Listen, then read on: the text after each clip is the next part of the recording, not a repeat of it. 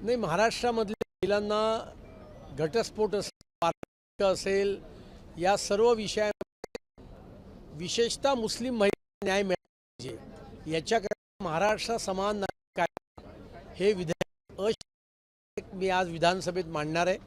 आणि मला विश्वास आहे की जसं 2014 ते 2019च्या कालावधीमध्ये आणि त्याच्यानंतरच्या कालावधीमध्ये मी लव जिहादचा कायदा अशासकीय विधेयक म्हणून मांडला होता आणि आज राज्य सरकारने या संदर्भातला धर्मस्वातंत्र्य विधेयक हे त्या ठिकाणी आणलेलं आहे। त्याच धर्तीवर येणाऱ्या काळामध्ये महाराष्ट्रामध्ये उत्तराखंडच्या धर्तीवर महाराष्ट्र समान नागरी कायदा येईल आणि महाराष्ट्रातल्या सर्वच्या सर्व महिलांना या संदर्भातला न्याय मिळेल आणि समान न्यायाने महाराष्ट्रातील महिलांना वागणूक मिळेल। धर्मस्वातंत्र्य विधेयक सुद्धा आज मांडलं जाणार आहे।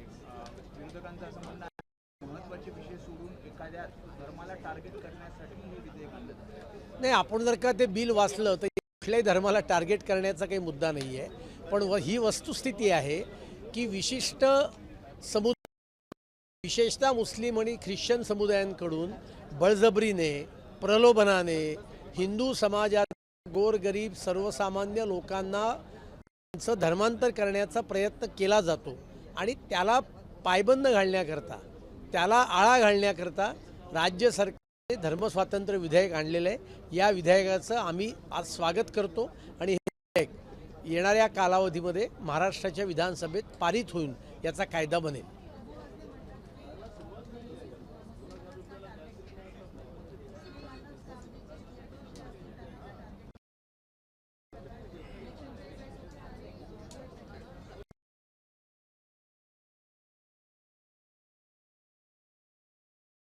अशा पद्धतीच्या गोष्टी दिसतात।